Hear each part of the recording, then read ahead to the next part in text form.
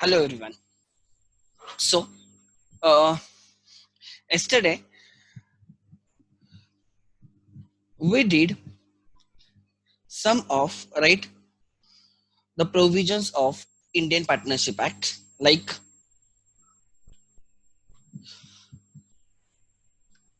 the landmark case study, that is Cox versus Hickman, right? Under which a lender of money is not treated as a partner of a business, even though he is sharing profits or he is getting his interest or his payment by way of sharing profits of the firm, right? So Cox versus Hickman is a landmark case, right? And that has been referred in the section 6 of the Indian Partnership Act, which we are going to study right now, try to understand. So कल मैंने बोला था COX versus Hickman में मैंने बोला था कि Smith and company बोल के एक फर्म थी, स्मिथ एंड कंपनी बोल के फर्म थी, right? And they were in financial troubles, and therefore the creditors of the firm have signed a deed of arrangement with the firm, right? And according to deed of arrangement, the creditors have appointed trustees, 5 trustees, right? One of them was Cox. So what was the purpose of those trustees? They will look after the business of the firm, Smith and Company का business वो देखेंगे, and whatever profits the firm earns, that will be used to pay off the liabilities towards creditors. ये एक overall arrangement थी. That trustees were not actually partners, but they were acting as a agent. They were not the principals, try to understand. बाद में क्या हुआ था कि Hickman had supplied goods to the firm and he had drawn a bill of exchange which later on got dishonored, and therefore, right, क्या हुआ, right, Hickman sued whom? He sued Cox, who was, right, one of the trustees. Try to understand, because that bill was bill was accepted by the trustees, that is Cox and other 4 members. Later on, court held that the relation between the trustees and the firm is not a partner. Actually, trustees were managing the business. They were agent of the firm. They were not principals. And partners में relation क्या होना चाहिए? Principal, at the same time agency, that is mutual agency होनी चाहिए. That was lacking. And there we said the final evidence, the conclusive evidence of existence of the partnership between the persons, between the association, is not just sharing of the profit, but beyond that, and that is, right, existence of mutual agency. So existence of mutual agency is the final evidence, right, of existence of the partnership. अगर कोई बंदा खाली profit share कर रहा है, but अगर वो mutual agent नहीं है, try to understand, right, in that case that person is not a partner, or their relation is not of a partnership. Try to understand. Now whether a association is a partnership or not, or whether the relation between the persons is in the nature of partners or not, right, वो कैसे decide किया जाएगा, that we are gonna study.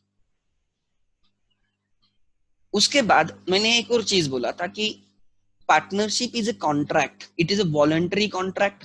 Partnership is a voluntary in the nature, contractual in the nature. It is a special contract, right?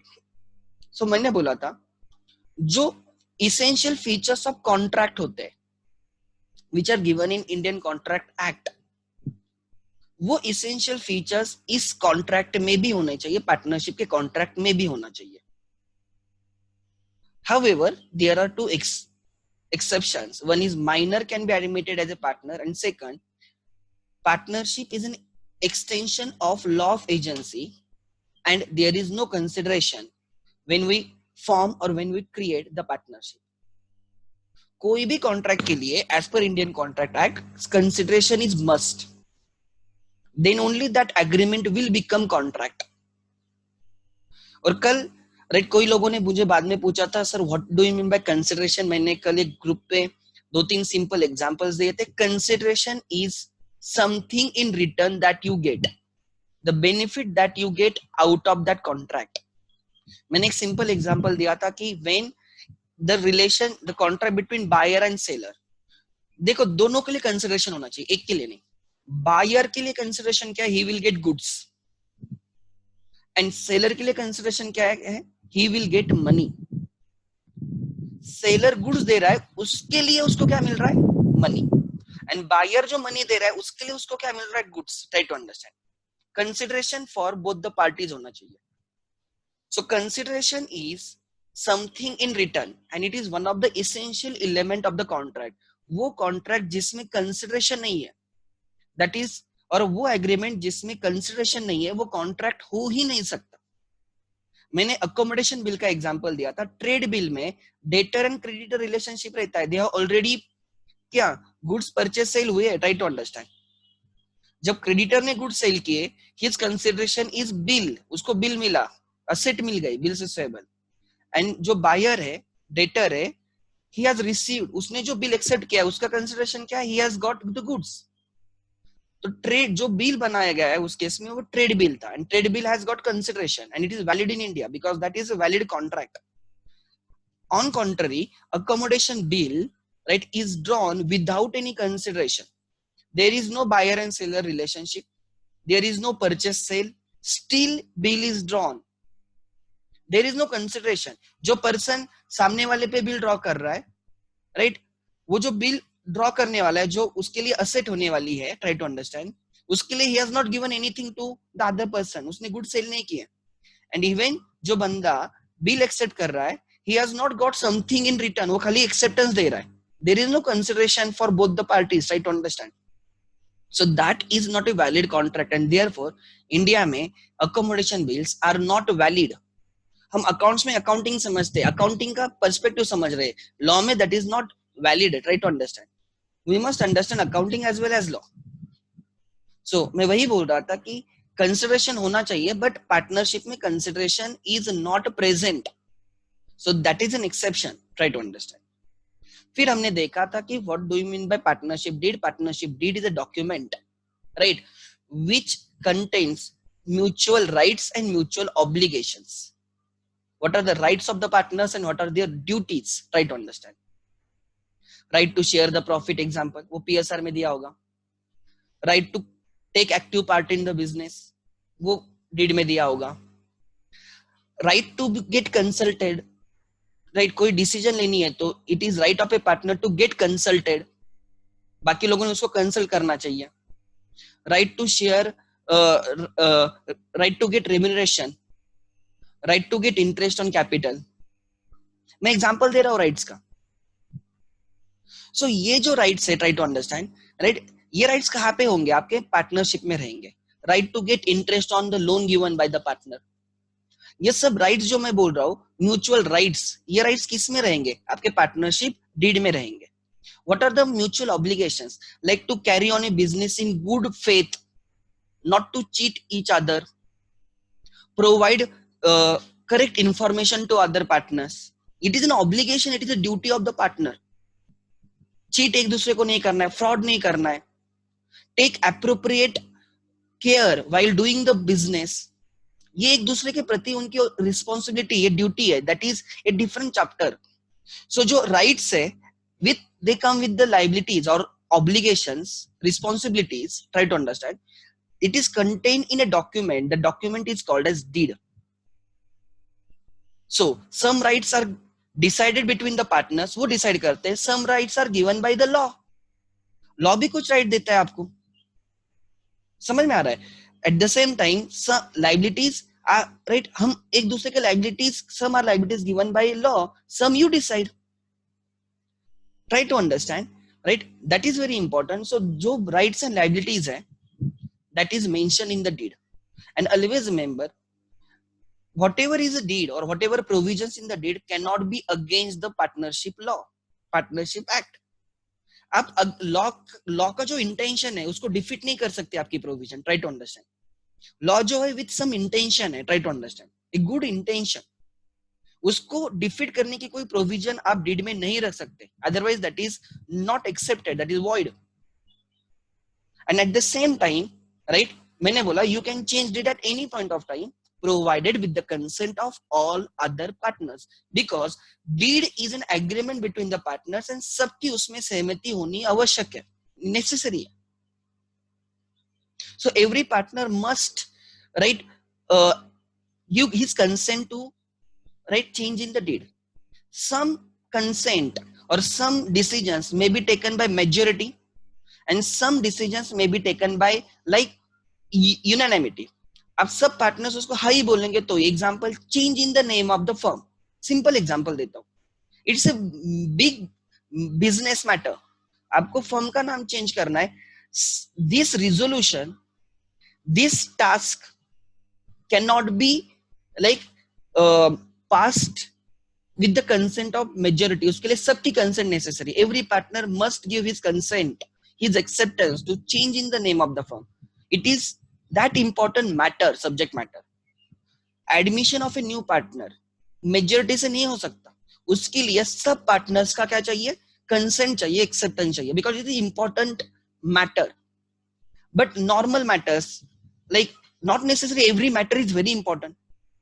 दूसरा example मैं दे सकता हूँ, like I look after the marketing department and I am really good in the marketing suppose, so जब मैं marketing के decision लेता रहूंगा तो I am not necessary I will be always consulting other partners, try to understand. But बहुत important matter है, like आपका firm का नेम ही चेंज करना है, आपको नए पार्टनर को एडमिट करना है, ऐसे केसेस में यूनानिमस कंसेंट जरूरी है।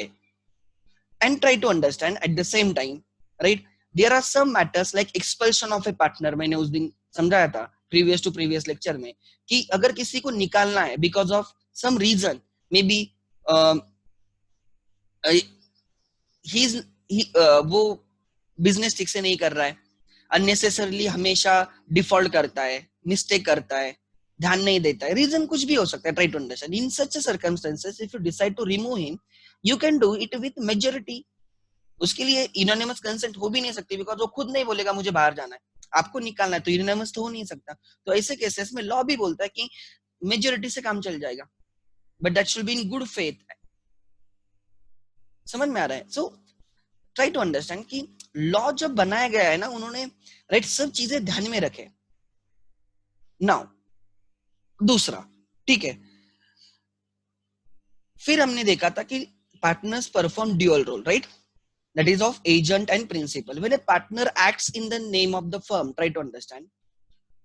मैं आपको सिंपल एग्जांपल देता हूँ, लाइक क्लास में ब्रॉडबैंड का कनेक्शन लेना था, इट इज अ पार्टनरशिप, एक तो इज अ पार्टनरशिप। जब ब्रॉडबैंड का कनेक्शन लेना है, सिंपल ब्रॉडबैंड का कनेक्शन लेना है, आप बोलोगे कोई भी आके देगा, वैसे नहीं होता है। उन्होंने हमें पार्टनरशिप डीड मांगी, जो पार्टनर से उनके आधार कार्ड मांगे, उनका पैन कार्ड मांगा, दे कंफर्म कि मैं एक्चुअली पार्टनर हूं या नहीं हूं, ट्राई टू अंडरस्टैंड। उन्होंने हमारा शॉप एक्ट लाइसेंस मांगा, ये सब चीजें मांगी उन्होंने, ट्राई टू अंडरस्टैंड। एंड उसके बाद राइट उन्होंने राइट वो हमें इंस्टॉल करवा के दिया।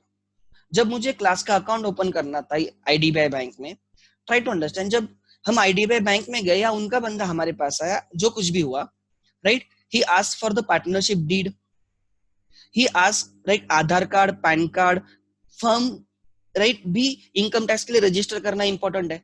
अगर आपको इनकम टैक्स पे करना है तो फर्म तो होना चाहिए टैक्स के लिए। सो जब हम फर्म का टैक्स पे करते तो पैन कार्ड, पैन नंबर तो रहेगा फर्म का, उसके डिटेल्स उन्होंने मांग, राइट, हमें बैंक ने मांगे। फिर डिसाइड किया कि कौन पार्टनर चेक पे साइन करेगा, 2 लोगों की होनी चाहिए क्या, एक से काम हो जाएगा, वो उनका पूरी प्रोसीजर रहती है, ट्राई टू अंडरस्टैंड। सो कोई थर्ड पर्सन फर्म का नाम लेके चीट नहीं कर सकता, बिकॉज दे सामने वाला भी उतना प्रिकॉशन लेगा, ट्राई टू अंडरस्टैंड। वो भी आपके साथ बिजनेस कर रहा है तो वो भी उतना राइट थोड़ा ध्यान देके बिजनेस करेगा।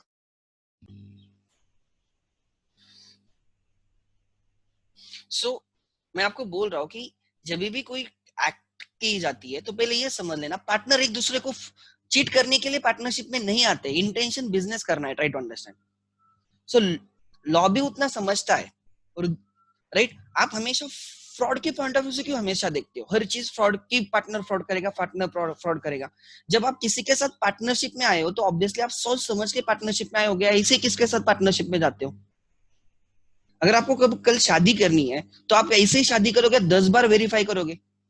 आज तो मैंने ऐसे सुना है वो डिटेक्टिव्स भी होते, पूरा बैकग्राउंड निकाल के लेके आते, ये मुझे रिसेंटली पता चला, मुझे नहीं पता था, ऐसे भी कुछ लोग करते।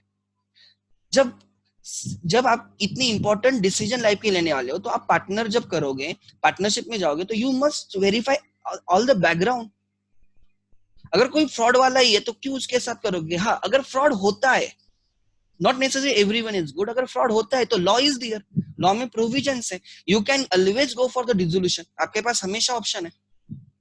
अगर फ्रॉड होता है, अगर सपोज पार्टनर ने कुछ फ्रॉड किया, अब ये सब एक्चुअली नेक्स्ट चैप्टर में आने वाला है। मुझे बच्चे क्वेश्चन पूछ रहे थे, तो राइट मैं वही बोल रहा हूँ कि हर एक का क्वेश्चन फर्स्ट चैप्टर में नहीं मिलेगा, जैसे जैसे हम आगे जाएंगे वैसे। फ्रॉड होगा तो firm will pay, third party, देखो थर्ड पार्टी को तो हमारे रिलेशन की वजह से सफर नहीं होना चाहिए, तो थर्ड पार्टी को फर्म पे करेगी और बाद में जिसने फ्रॉड किया उससे रिकवर करेंगे, छोड़ेंगे नहीं उसको। Try to understand. So law is there, law हर एंगल से देखता है, स्टिल इफ देयर, राइट कोई ऐसी चीजें हो सकती है which are not govern by the law, वो धीरे धीरे अमेंड होता है, ऐसे नहीं है, ठीक है। सो that is important. So when partner acts in the name of the firm, right, there were three things. That action should be within his scope of authority, right? He must act in the name of the firm and it is for the purpose of the business. समझ में आ रहा है? Then only that action will bind the others. So ये हमने देखा था। फिर right now I will come to the point, like अब ये मैंने थोड़ा रिवाइज कर लिया so that कहाँ पे थे ये पता होना चाहिए, and because law में revision is the most important part actually, daily पढ़ना चाहिए, डेली नहीं तो भूल जाओगे एक दिन। So let's start with, right I will share my screen, एक second.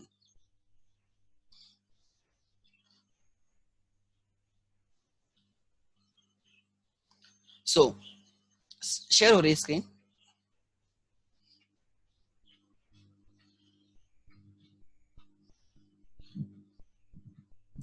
I think it should be on your screen now.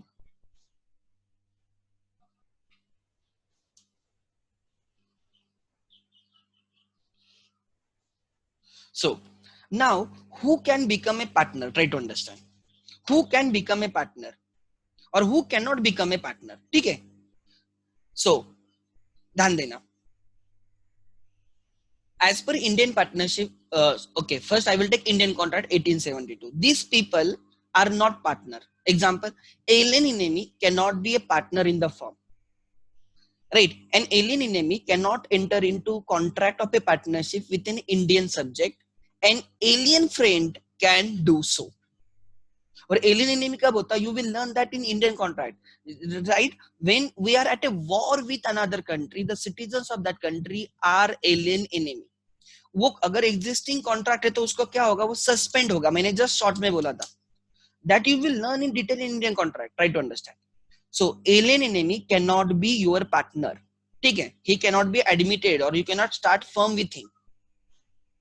Then minor, a minor cannot become a partner in a firm, but with the consent of all other partners he may be admitted to the benefits of the partnership. Just for your information, minor के साथ हम partnership form नहीं कर सकते। Minor cannot be your first partners among the first partners, promoters. Try to understand. जो लोग firm form करते हैं उनमें पार्टनर नहीं हो सकता, बट बाद में वही लोग पार्टनर को माइनर को पार्टनर बोल के ले सकते। क्या बोला? जो इनिशियल पार्टनर्स होते हैं उनमें माइनर नहीं हो सकता। A minor can not form the partnership, और when you are forming the partnership you can not right add minor as a partner, but existing partnership में, राइट existing partnership में we can always and always add minor for his benefit. So wording is minor can be admitted. क्या wording है? Minor can be admitted to the benefits of the partnership. Can be admitted to the benefits of the partnership, right? We cannot form partnership with the minor. Forming the partnership is different and admitting a partner is a different. Try to understand. Forming the partnership मतलब initial partners and admitting a partnership partner मतलब partnership है और हम उसको बाद में ले रहे हैं, ठीक है? उसका क्या होगा, जो मेजर कब होगा, क्या होगा, कल मैंने बोला वो माइनर पार्टनर के कैटेगरी में इन डिटेल में उसके प्रोविजन सीखेंगे. Person of unsound mind cannot be admitted as a partner. He cannot become your partner. A person of unsound mind is not competent to enter into contract and therefore, right, he cannot be a partner into partnership. Corporation. Try to understand. Corporation मतलब example एक company है और उसमें suppose example 5 share holders है. तो जब company is a separate legal entity then its share holder, right?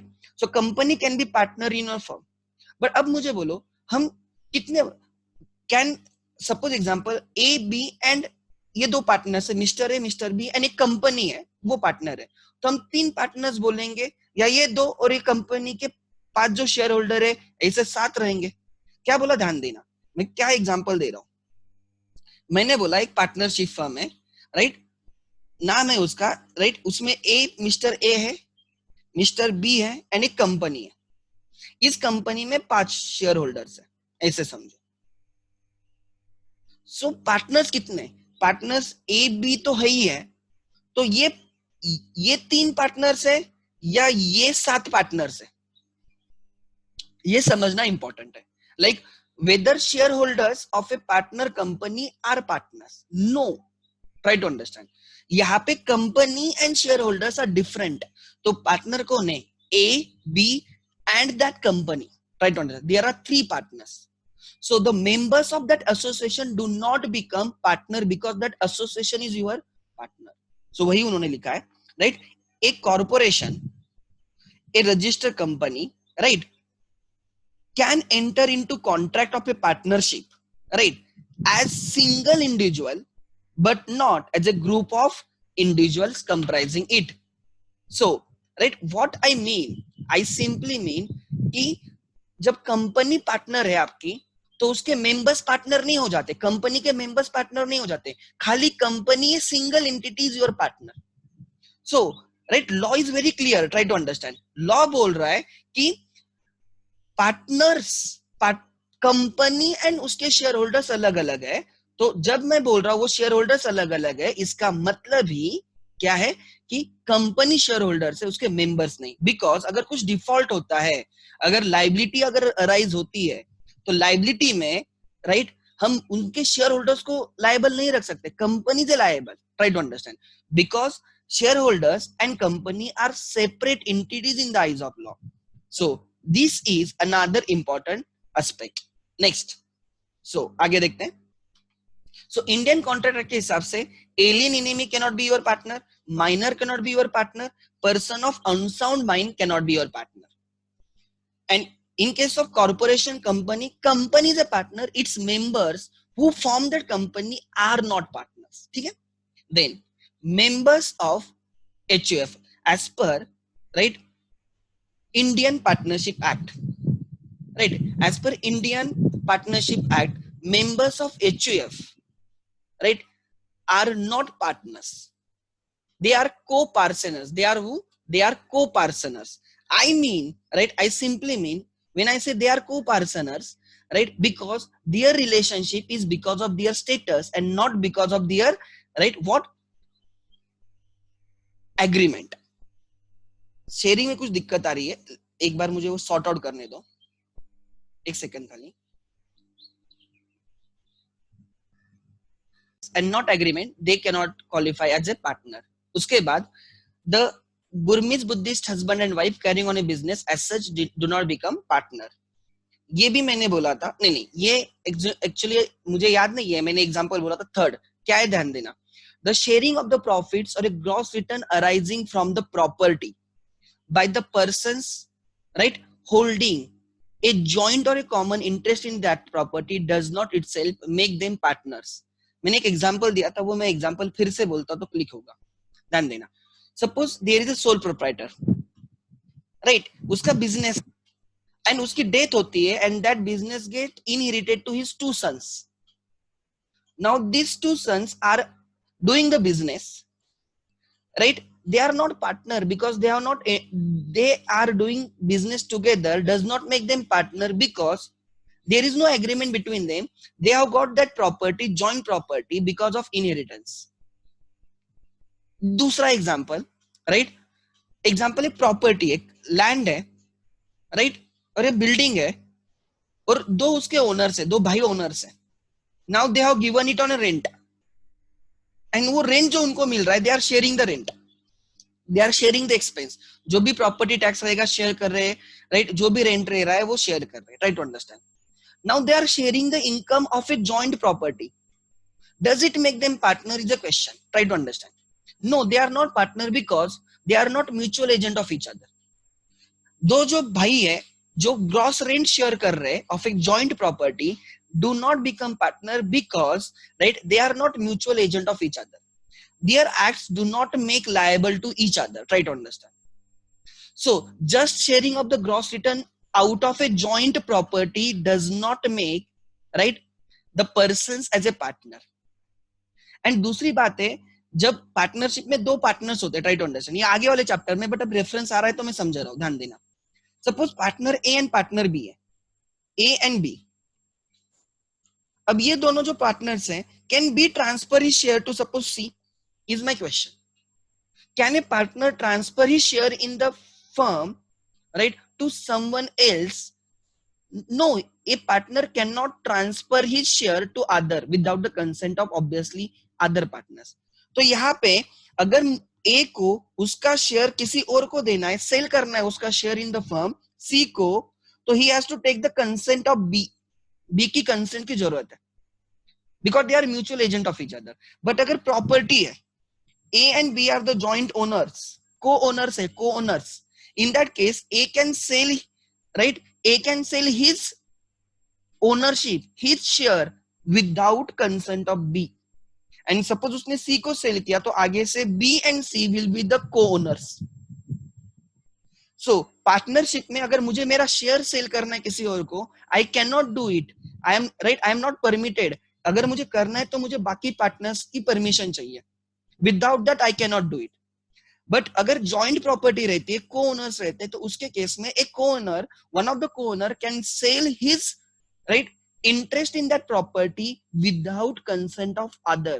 तो obviously इनके बीच में म्यूचुअल एजेंसी नहीं है and therefore they are not partner. तो वही लिखा है, the right sharing of the profits और gross returns arising from a property by the persons holding joint or common interest in that property does not make such persons as a partner.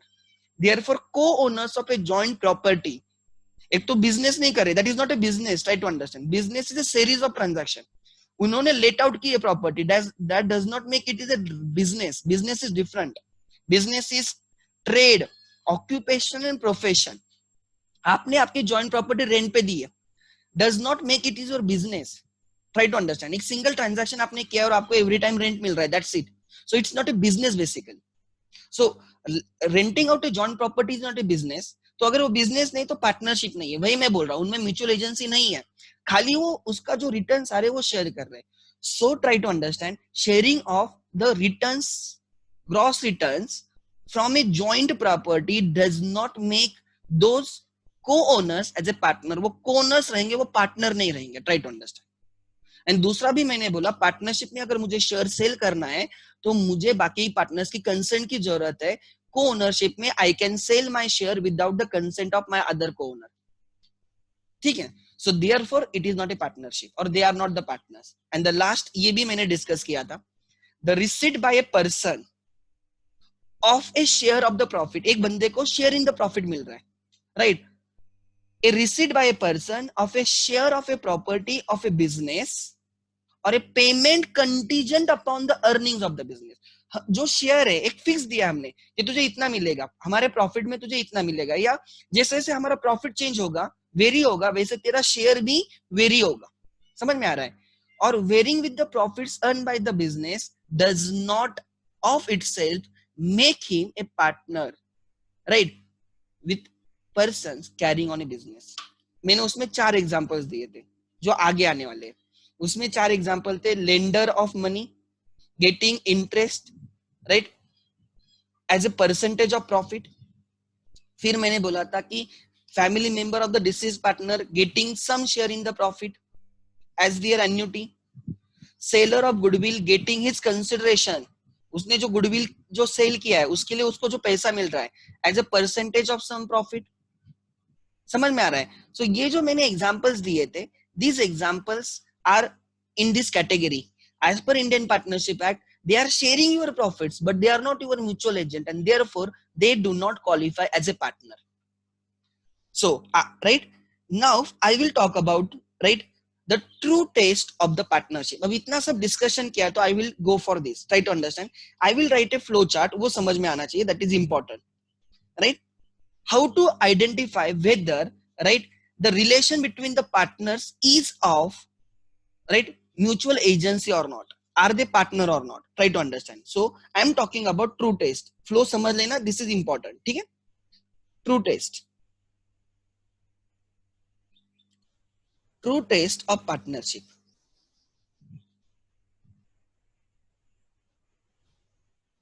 ठीक है? सबसे पहले I will refer section 4 of IPA, which gives me definition of partnership and the essential elements of the partnership. So अगर कोई मुझे बोलता है sir ये एसोसिएशन है, is it part, they are the partner or not, or is it a partnership firm or not, तो मैं सबसे पहले बोलूंगा show me the agreement. So section 4 talks about the agreement. मैं पहले क्या मांगूंगा? एग्रीमेंट मांगूंगा. उनके पास एग्रीमेंट है, right, and as per their agreement they are sharing the profits, right, they are sharing the profit. So सबसे पहले क्या देखा जाएगा? एग्रीमेंट है या नहीं है, एंड उस एग्रीमेंट के हिसाब से are they sharing. Agreement is to share the profits, sharing of the profits. So agreement मैं लिखता हूं ठीक से, agreement to share the profit. ठीक है? Agreement to share the profit of business, of business, right, carried by all or any one of them acting for all. So अगर हमें partnership है या नहीं है ये डिसाइड करना है तो सबसे पहले हम सेक्शन 4 को अप्लाई करेंगे. कौन से सेक्शन को अप्लाई करेंगे? Section 4. Section 4 gives you essential elements of the partnership. तो हम देखेंगे एग्रीमेंट है या नहीं है. एग्रीमेंट है तो हम देखेंगे is the agreement to share the profits, right, of a business and which is carried on by all or any one of them acting for all. अगर इसका आंसर एस है तो it is a partnership. It's a partnership. If answer is no, it's not a partnership or they are not the partners.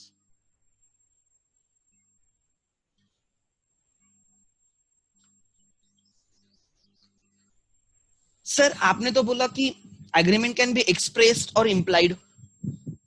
Sir agreement नहीं होगा तो, या अगर agreement है बट वो स्पेसिफिकली बोलता नहीं है पार्टनरशिप है, agreement is silent whether it is partnership or not. हमने एग्रीमेंट किया है बट वो बोलता नहीं है. Try to understand. So in that case try to understand, right, if, right, जब अगर एग्रीमेंट है तो बहुत इजी है. अगर एग्रीमेंट है तो section 4 will help you to identify whether it is partnership or not. But अगर एग्रीमेंट क्लियर नहीं है तो क्या? एग्रीमेंट है सर बट स्पेसिफिक नहीं है, या तो सर एग्रीमेंट पार्टनरशिप के बारे में कुछ लिखता ही नहीं है, कुछ नहीं है. इन दैट केस हम कैसे ढूंढेंगे फिर? That can be question. So if, right, there is an agreement, there is, लिख लें, राइट, लिखते रहो चाहे तो आप आपके इधर पे. If there is no specific agreement, there is no specific agreement. Section 4 बहुत स्पेसिफिक है. Agreement to share the profits of a business carried on by all any one of them acting for all. But अगर इतना specific agreement नहीं है तो क्या? If there is no specific agreement, right, or agreement doesn't talk about partnership or mention about partnership. या agreement ही नहीं है, एग्रीमेंट ही नहीं है, हो भी सकता है, ओरल है, इंफर्ड, हमें इंफर्ड करना होगा, तो अब क्या करोगे, right? If there is no specific agreement or agreement doesn't talk about the partnership, right? In that case, I have to take the help of section 6. मुझे किसकी हेल्प लेनी है? Section 6 of the partnership act. देखो, अगर agreement है तो क्या, अगर एग्रीमेंट स्पेसिफिक नहीं है तो क्या. तो दोनों केसेस कवर कर लिए. एग्रीमेंट है तो सेक्शन 4, एग्रीमेंट नहीं है या स्पेसिफिक नहीं है तो section 6. So section 6, try to understand, gives general principles of the agreement. क्या देता है? General principles of partnership, right? It talks about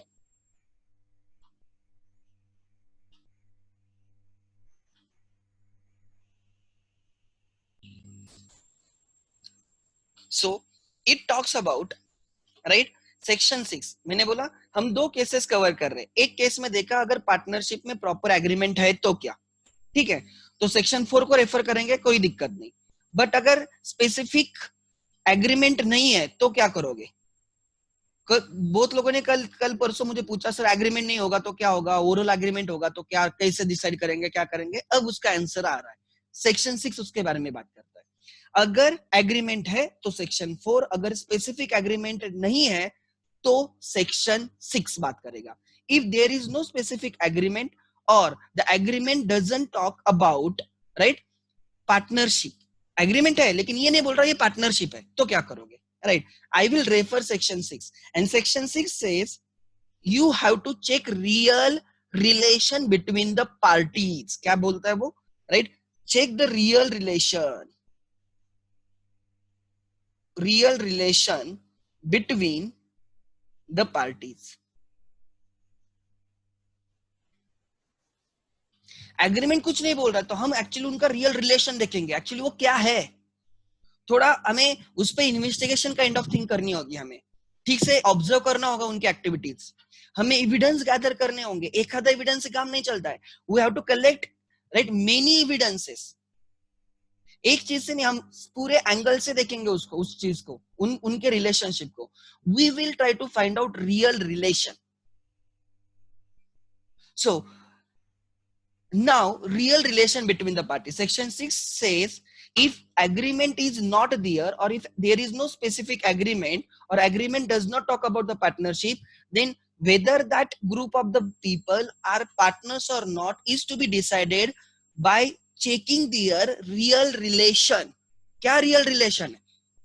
Like एक member, like एक 5-6 लोग हैं, वो बिजनेस कर रहे हैं, प्रॉफिट शेयर कर रहे हैं, कुछ एग्रीमेंट वगैरह नहीं तो क्या करोगे? हम देख रहे रियल रिलेशन, अरे they are the family members, it is HUF, so it is not a partnership. Example दे रहा हूं मैं. सो हम रियल रिलेशन देखेंगे उनका.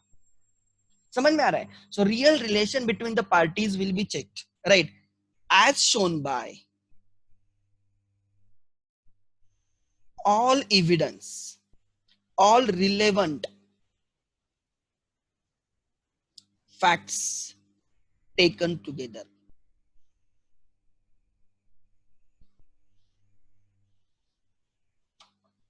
सो राइट, हम उनका रियल रिलेशन ढूंढने का ट्राई करेंगे. उसके लिए सब फैक्ट, जो फैक्ट्स मिल सकते हैं हमें, हम वो कलेक्ट करेंगे.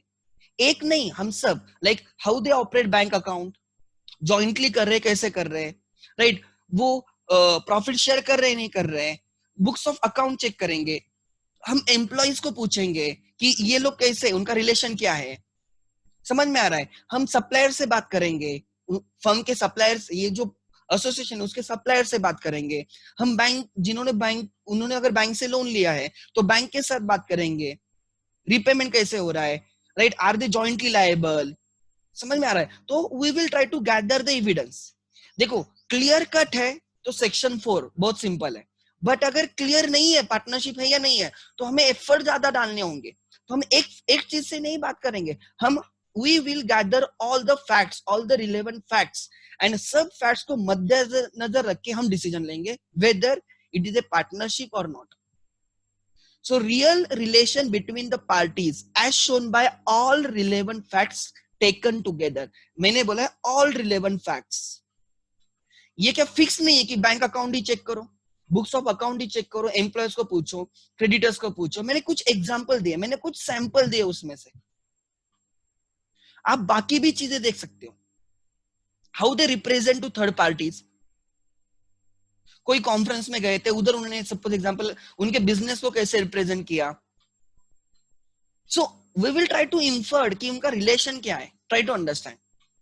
सो if there is no specific agreement or agreement does not talk about the partnership, I cannot apply section 4.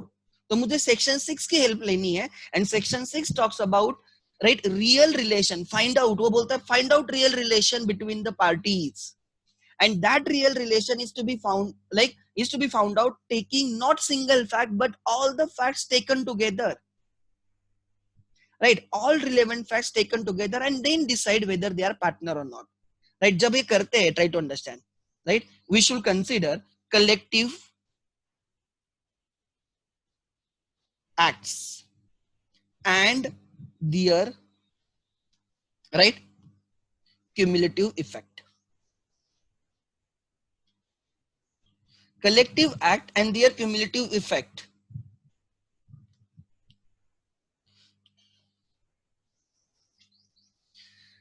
Collective act, अब हमने क्या ढूंढे, राइट, कलेक्टिव एक्ट्स और फैक्ट्स, जो भी आप बोलते हो, एक second, it is collective facts and their cumulative effect. तो हम क्या करेंगे, मैंने बोला कि you have to find out real relation. उसके लिए हम क्या करेंगे, हम सब फैक्ट्स कलेक्ट करेंगे, एंड फिर जितने सारे फैक्ट्स हमें मिलेंगे उनका हम कलेक्टिव इंपैक्ट देखेंगे, कलेक्टिव इफेक्ट देखेंगे, cumulative effect देखेंगे. collective facts and their cumulative effect, right, is taken into consideration. like जैसे हम क्राइम के केस में कैसे एक्चुअली जिसने क्राइम किया वो ढूंढते हैं, हम जितना हो सकता है उतना इन्वेस्टिगेशन करेंगे, right, is taken into consideration,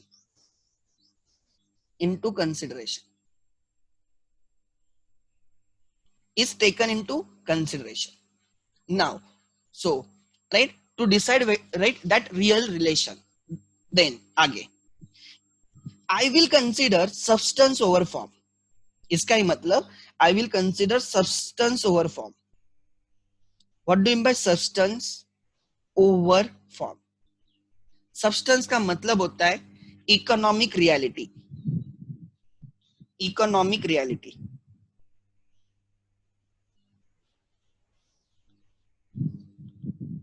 and form का मतलब होता है legal reality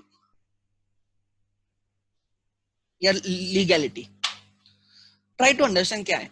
I will consider, legally वो दिख नहीं रहे, उधर कोई एग्रीमेंट नहीं है या एग्रीमेंट स्पेसिफिक नहीं है, सो लीगली वो पार्टनर नहीं दिख रहे हमें, या वो बोल रहे मैं पार्टनर हूं. क्या बोल रहा हूं, ध्यान देना. या तो एक चीज है कि वो बोल रहे मैं पार्टनर हूं बट कहां पे प्रूव नहीं हो रहा है वो पार्टनर है. वो बोल रहे मैं पार्टनर हूं लेकिन दैट इज कहां पे लीगली प्रूव नहीं हो रहा है कि वो पार्टनर है. तो हम एक्चुअल देखेंगे इकोनॉमिक रियलिटी क्या है, are they actually partner or not. या ऐसे हो सकता है दे में से we are not partner but actually वो पार्टनर हो सकते हैं. देखो मैं आपको क्या बोल रहा हूं, डॉक्यूमेंट बोल रहा है कि ये पार्टनर है, एग्रीमेंट एक वो बोल रहा है ये पार्टनर है, लीगली वो पार्टनर दिख रहा है, but in substance right they are not partner. खाली बोलने से पार्टनर नहीं होते, try to understand, mutual agency भी होनी चाहिए. सो लीगली डॉक्यूमेंट पे लिखा है वो पार्टनर है but in economic sense, economic reality they are not partner. एक ऐसी सिचुएशन हो सकती है. या दूसरा, एग्रीमेंट के थ्रू ये नहीं है कि दे आर पार्टनर, एग्रीमेंट में लिखा नहीं है दे आर पार्टनर, बट अगर जब हम उनका बिहेवियर देख रहे हैं, उनके जो फैक्ट्स हमने कलेक्ट किए उसके थ्रू हमें पता चल रहा है कि they are partner. So legally क्या है वो मत देखो, उसकी एक्चुअल रियलिटी देखो, राइट, इकोनॉमिक रियलिटी देखो. सो अगर economic reality, we will always give preference to economic reality over legal reality. मैं एक सिंपल एग्जांपल देता हूं, try to understand. Actually accounts में भी आता है, राइट. आपको मैं एग्जांपल देता हूं कि जब फ्लैट सेल होता है, एक बनता है एग्रीमेंट टू सेल एंड एक बनती है sale deed. Try to understand. जब फ्लैट सेल होता है, ठीक है, फ्लैट सेल होता है, एक बनता है एग्रीमेंट टू सेल एंड दूसरा बनता है एग्रीमेंट टू सेल एंड उसके बाद बनती है सेल डीड. एक्चुअली क्या होता है, ये बहुत लोगों को पता होता है कि बिल्डर जब वो फ्लैट बनाएगा या जब वो अपार्टमेंट बनेगा, बिल्डिंग बनेगी, तो he has to form the society and ownership society को ट्रांसफर की जाती है. ये तो आपको पता होगा एटलीस्ट. ठीक है. अब क्या हुआ है कि मैंने सपोज 1 CR का फ्लैट परचेज किया है, बट अभी तक ये नहीं बना है, सोसाइटी नहीं बनी है. तो मैंने अभी तक सपोज 90 लाख पे करके रखे, मैंने 10 लाख पे करने बाकी. मैंने बोलता तुम लोग सोसाइटी फॉर्म करो, I will make the payment of remaining 10 lakh. Almost मैंने 90% पेमेंट किया. एंड इन दैट केस क्या क्या सेल होता है, एग्रीमेंट टू सेल साइन होता है. Try to understand. Sale deed नहीं बन रही बिकॉज अभी तक सोसाइटी फॉर्म नहीं हुई है. Try to understand. Now agreement to sell sign हुआ है, I have almost paid 90% of my amount. खाली सेल डेट नहीं हुई है. लीगली देखा जाए आई am not the owner. Legally जब तक सेल डेट नहीं होती तब तक मैं ओनर नहीं हूं. बट इकोनॉमिक रियलिटी क्या है, आई एम ए ओनर. खाली 10% पे करना बाकी है क्योंकि अभी तक सोसाइटी बनी नहीं है. अगर आप लीगली देखते हो ना, legally I am not the owner of that flat, but economic sense से सब्सटेंस बोल रहा है यू आर द ओनर. खाली फॉर्मेलिटी कंप्लीट होना बाकी है. जैसे सोसाइटी बन जाएगी आई विल बिकम ओनर, मैं सेल्डेड बन जाएगी मेरी. तो इसका मतलब try to understand, we have to check what, right. हम खाली लीगली नहीं चीजें देख रहे हैं, हम उसको इकोनॉमिक पॉइंट ऑफ व्यू से भी देख रहे हैं. Try to understand. हम इकोनॉमिक रियलिटी को ध्यान में रखते हैं. दोनों से लीगली भी मैं ओनर हूं एंड इकोनॉमिक रियलिटी में भी ओनर हूं, तो कोई झगड़े नहीं. बट जब लीगली मैं ओनर नहीं हूं बट इकोनॉमिक रियलिटी बोल सब्सटेंस में मैं ओनर हूं, तो I am the owner. Try to understand. समझ में आ रहा है. So I simply mean try to understand, हमें इकोनॉमिक रियलिटी पे ध्यान देना होगा then the legality. So try to understand. Partners agreement में से you are partners, but in fact you are not partner. Agreement बोल रहा है you are a partner, legally दिख रहा है आप पार्टनर हो, but in fact you are not a partner. This can be one case हो सकती है. दूसरी केस हो सकती है, एग्रीमेंट के मुताबिक you are not partner but in substance you are partner. ऐसे भी हो सकता है. तो हम क्या देखेंगे, हम एग्रीमेंट, हम लीगली नहीं देखेंगे, हम एक्चुअल देखेंगे, फैक्ट देखेंगे. This is a question of fact and law. Fact को भी मद्देनजर रखना पड़ेगा. Try to understand. Don't go just on that agreement. Check actual real relation because agreement is not specific. अगर एग्रीमेंट इतना स्पेसिफिक होता तो हम ये करते ही नहीं, इतने एविडेंस कलेक्ट करते ही नहीं, रिलेवेंट फैक्ट्स कलेक्ट करते ही नहीं, उनको क्यूमुलेटिव इफेक्ट देखते ही नहीं. और जब ये कर रहे तो we should look into, like तब हमें पता चलेगा कि are they partners or not. उसके लिए हम सब्सटेंस ओवर फॉर्म देखेंगे. सब्सटेंस ओवर फॉर्म मतलब we will check the facts over legality, we will check economic reality over like legal aspect.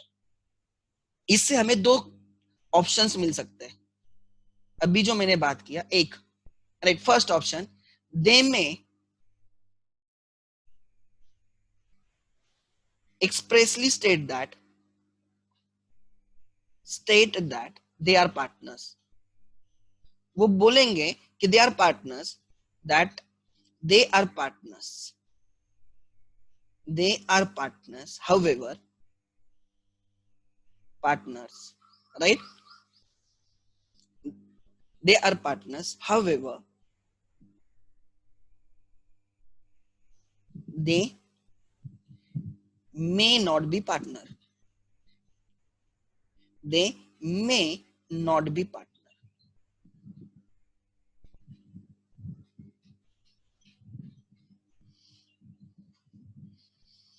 And दूसरा, they may expressly state that they are not partner, they are not partner, however,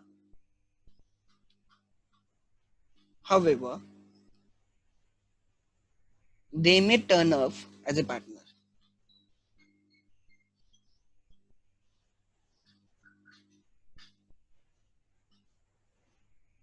क्या बोला मैंने?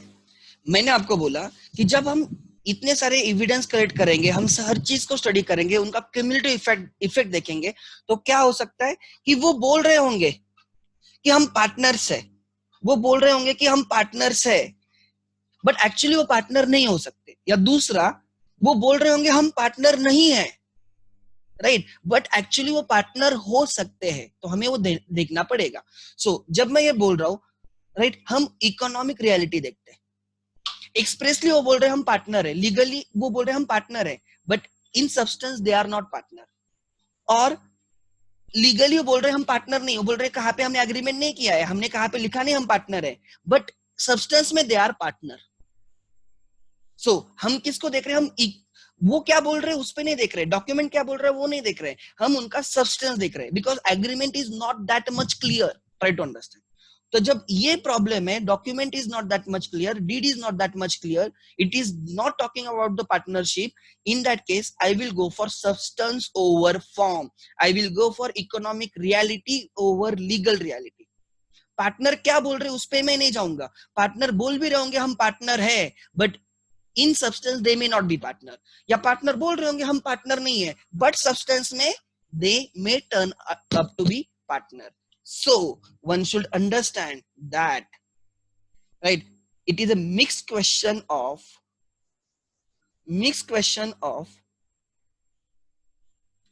law and fact। हमने law को भी ध्यान में रखना चाहिए एंड उसके साथ फैक्ट्स को भी ध्यान में रखना चाहिए। सो मैंने क्या बोला, ये प्रोसेस आपको पता होना चाहिए। या right, in real life try to understand, it is not that much easy to find out whether it is a partnership or not. अगर एग्रीमेंट स्पेसिफिक है तो ऑलवेज इजी, बट अगर नहीं है तो we have to take a lot of efforts. तो मैंने बोला if there is agreement, specific agreement which talks about the partnership, always and always refer section 4। But अगर there is no specific agreement or agreement है specific नहीं है, या agreement does not talk about the partnership, या agreement ही नहीं है, तब क्या करोगे? You have to go for section 6। Section 6 talks about Cox versus Hickman case, जो बोलता है just sharing of the profit is not important, mutual agency होनी चाहिए। तो एक्चुअल में पहले तो देखो, वो टेस्ट 1 करो, are they sharing profits or not, उसके लिए एविडेंस कलेक्ट करो। फिर देखो are they mutual agent or not, उसके लिए एविडेंस कलेक्ट करो, collect the entire evidences, try to understand and then decide, right, are they partners or not. मतलब हम एक्चुअली क्या चेक कर रहे हैं, राइट, we are checking their real relation. The wording used is real relation. Check the real relation and not from one or two facts, from the all relevant facts। समझ में आ रहा है? And we have to take their cumulative impact, like cumulative effect of those facts, and overall we should consider substance over legality। Why I said substance over legality? Because that document, जो भी document है जो specific नहीं है, वो document बोल रहा कि वो partners है, तो आप दिखाओगे देखो हम पार्टनर्स है एज पर डॉक्यूमेंट, लीगली हम पार्टनर है, लीगली आप पार्टनर में भी आप बोल रहे हो लीगली पार्टनर है, बट जो फैक्ट्स मिले हैं, जो एविडेंसेस मिले हैं, they justify that you are not partner, you are not mutual agent. Example के तौर पे मैं बोलूंगा कि right, the relatives of deceased partner are sharing the profits, और आपने एग्रीमेंट में लिखा है कि you will share profits with them, and बाद में आप बोल रहे हो कि they are partners। देखो हमने एग्रीमेंट में लिखा है they will share profits, therefore they are partners। अरे however, right, जो फैक्ट्स दिखा रहे हैं, you are not mutual agent of each other, then even though आपके डीड में लिखा है कि you are giving, they are entitled to some share in your profits, this is partners relative, right, they are entitled to share in the profit, does not make them as a partner, because fact क्या दिखाती है, they are not mutual agent. या ऐसे भी हो सकता है कि राइट, आप डीड में बोल रहे हो, आप डीड में कुछ मेंशन नहीं कर रहे हो, या आप बोल रहे हो we are not partner, but actually जब सब फैक्ट्स कलेक्टिवली लेके चल रहे हो तो पता चल रहा है एक्चुअली तो पार्टनर है। Try to understand. So it is a question of law as well as fact, and ऐसे क्वेश्चंस में it is not easy to conclude, and therefore we have to consider Cox versus Hickman case। वहां पे right, जो trust थी, creditors ने जो जिनको appoint किया था ट्रस्टीज को, बाहर देख के तो लग रहा है कि ये ट्रस्टीज ही पार्टनर है, राइट, बट जब हमने पूरे फैक्ट्स असर्टेन किए, राइट, जब हमने वो पूरे कलेक्ट किए, हमें रियल रिलेशन पता चला, अरे ये तो एजेंट है, ये प्रिंसिपल नहीं है, therefore they are not the partner.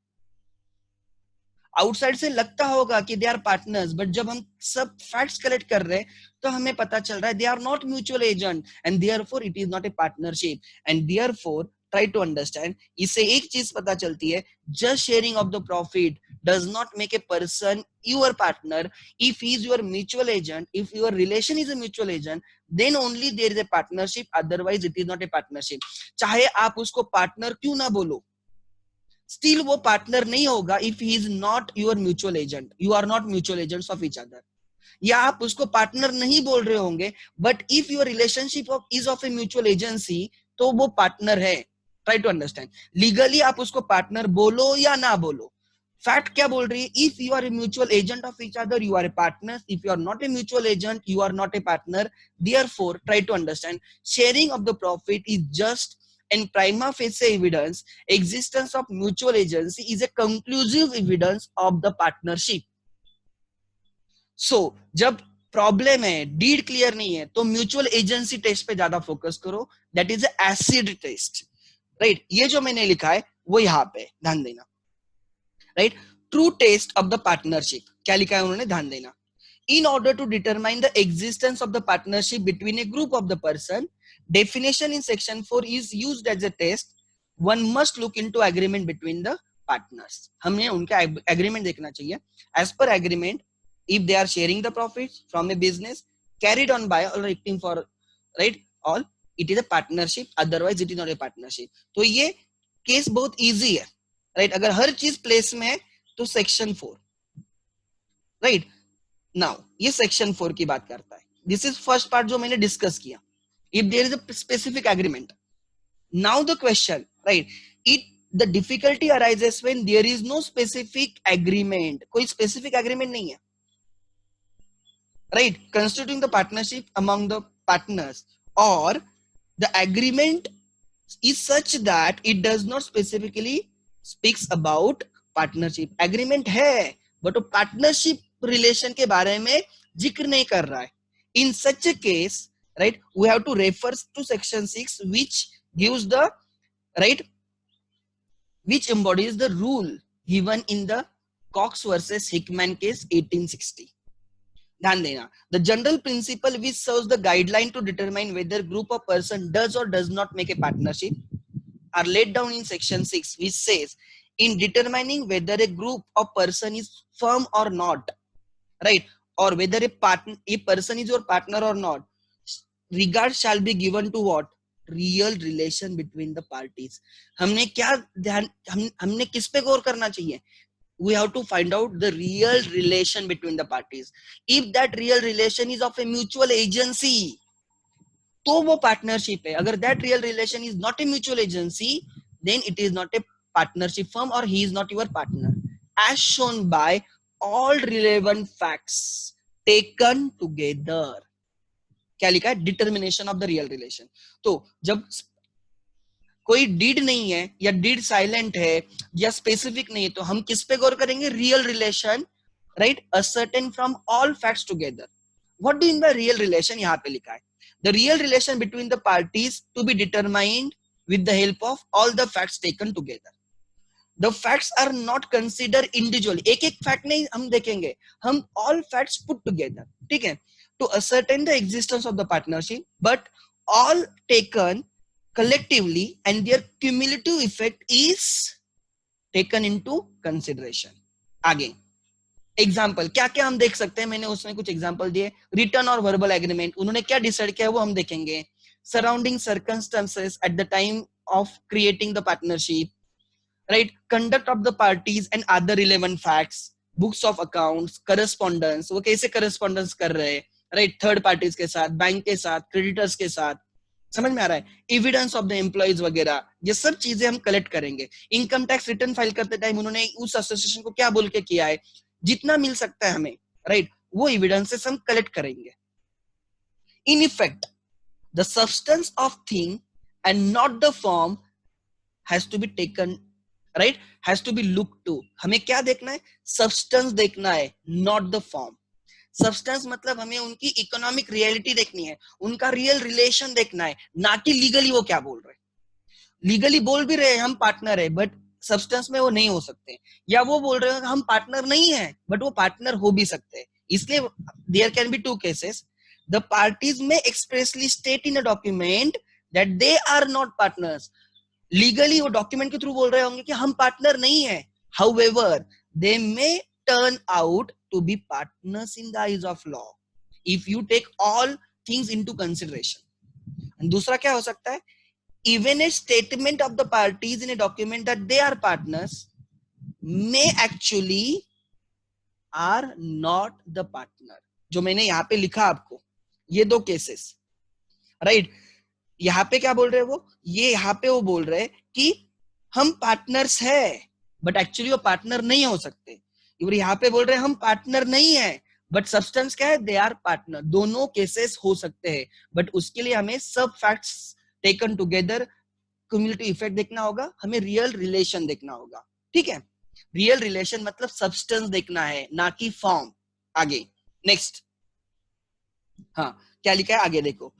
In, right, वही बोल रहा है, in all cases partnership, right, in all cases of partnership it is relation but all relations are not partnership. ये ध्यान में रखना चाहिए कि every partnership is a relation but every relation is not a partnership.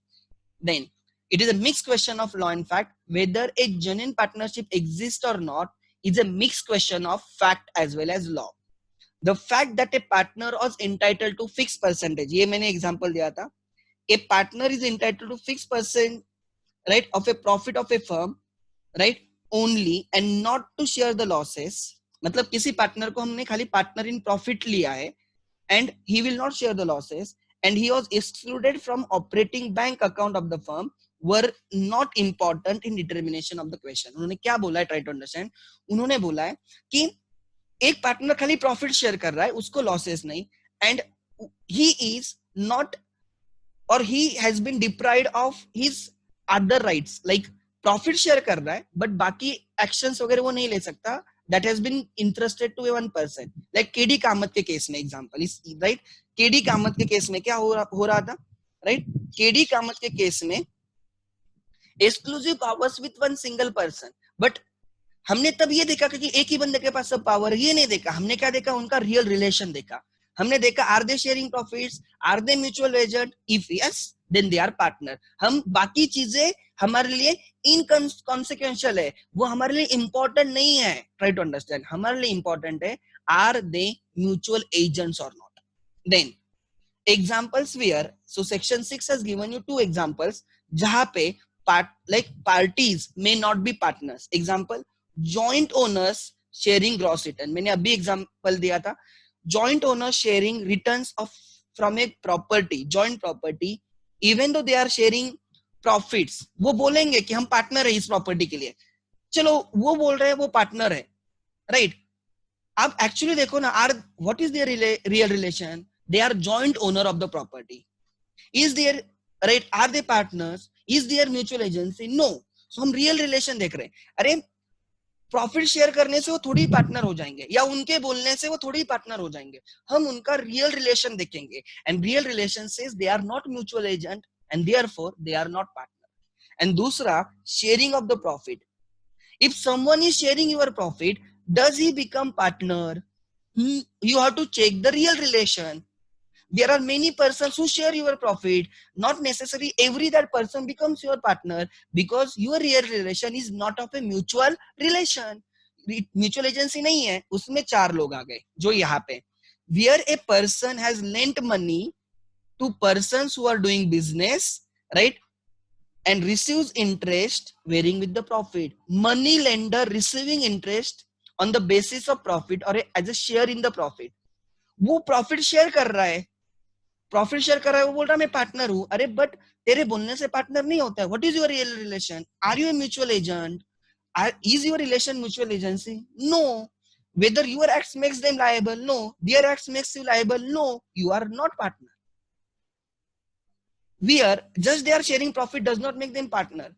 where a servant or a agent is engaged in a business and receives remuneration as a share of the profit. Manager getting fixed remuneration as a fixed percentage of the profit.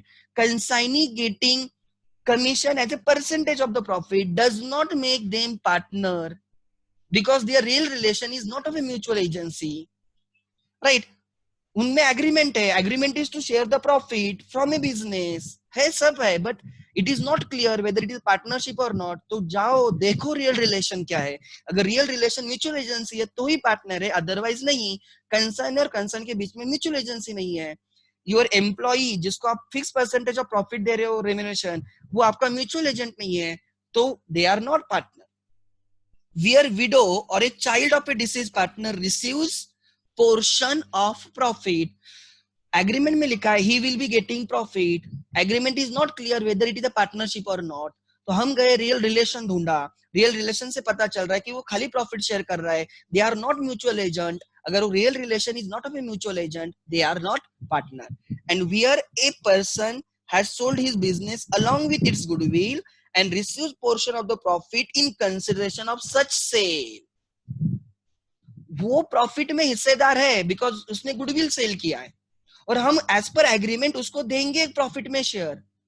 Sir agreement तो बोल रहा है कि ये profit में share है तो ये पार्टनर है. रियल रिलेशन देखो ना, whether his actions makes you liable, no. Whether your actions makes him liable, no. तो how can there existence of mutual agency? Sir नहीं है, मतलब रियल रिलेशन बोलता है it is not a mutual agency.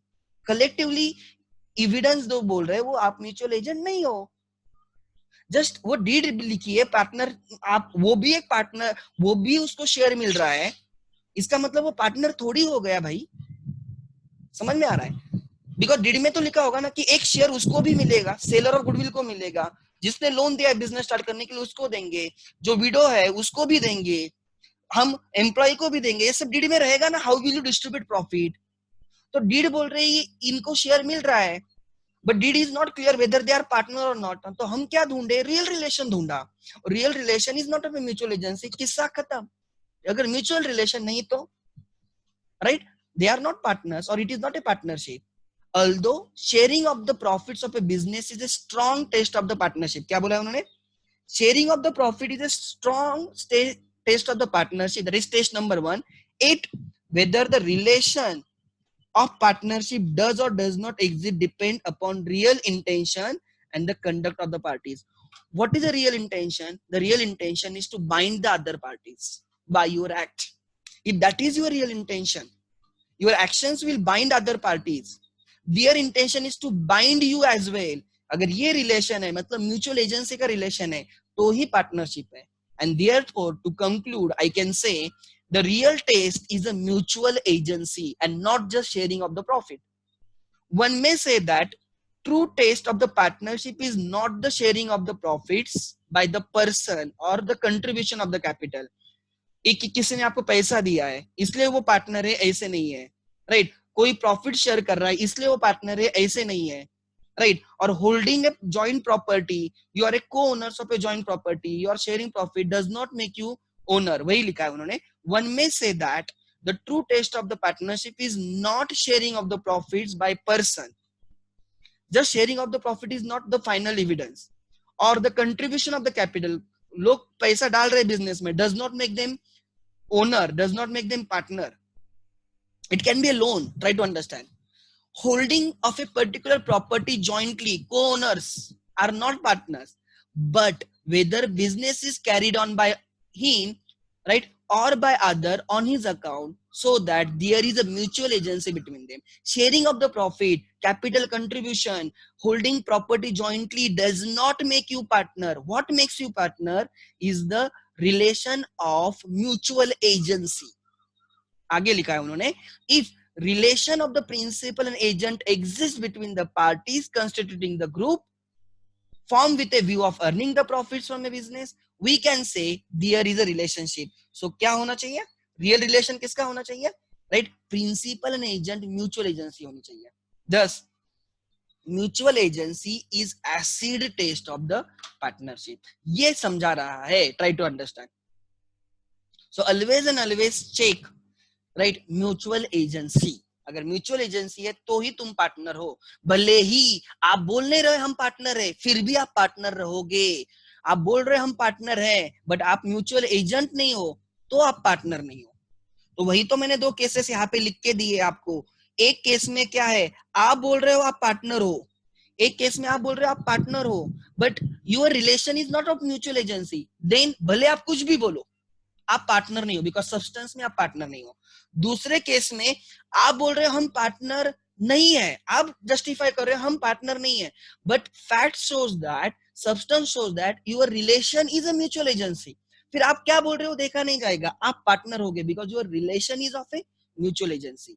समझ में आ रहा है? सो acid test is existence of the mutual agency. So this is very important, try to understand whenever we look, right, whenever we try to identify group of person whether partners or not, हमें conclusive evidence क्या मिलता है? Existence of mutual agency. If yes then partners, if no then no longer